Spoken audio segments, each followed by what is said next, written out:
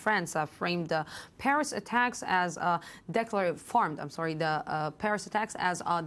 of war by the Islamic State. The government has reacted in kind, launching airstrikes in Syria and declaring a 3-month state of emergency. For many observers, what is going on in the country mimics the U.S. reaction following 9/11.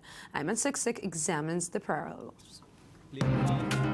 Killers have no limits. These were the words Prime Minister Manuel Valls put to the French Parliament Thursday as representatives prepared to vote on a controversial security measure. Just this week, security forces found a weapons cache in the city of Lyon that includes rifles and a rocket launcher, leading the French Prime Minister to claim that the next attack on France could be exponentially worse. We can't exclude anything today, and I say this with all the precaution it calls for, but we know it. We have it in mind. There can be the risk of chemical and biological weapons. To counter the threat, France is proposing an extension of its state of emergency, imposed after 129 people were killed Friday in a series of attacks by Islamic State.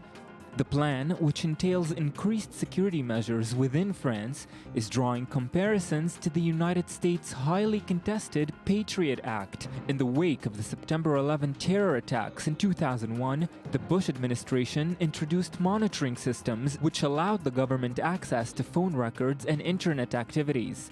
The extent of the surveillance saw senior National Security Agency officials ousted from their positions.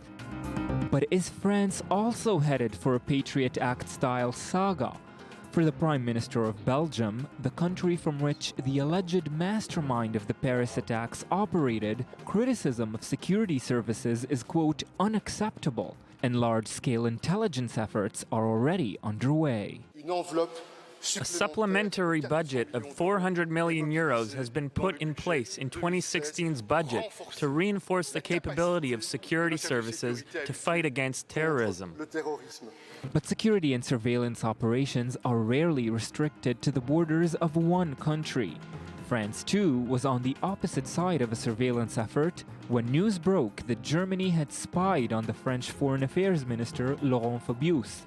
Standing next to German Foreign Minister Frank-Walter Steinmeier, Fabius said that spying is not something that friends do. It's never nice to know that someone is spying on you. It is something friends shouldn't do to each other, that's for sure. Since France made these remarks last week, it has launched an intense air campaign against the IS in Syria. The strikes see the French government strangely aligned with Russia, currently the most significant power acting militarily in the country. With the US reducing its involvement in the region after 9/11 saw it involved in 2 wars in the Middle East, France is likely headed to an intense military involvement after the Paris attacks.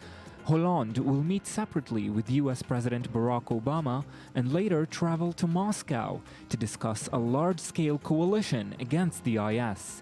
Taken aback by the surveillance effort of its German neighbor, it seems France could soon be making an unlikely new friend.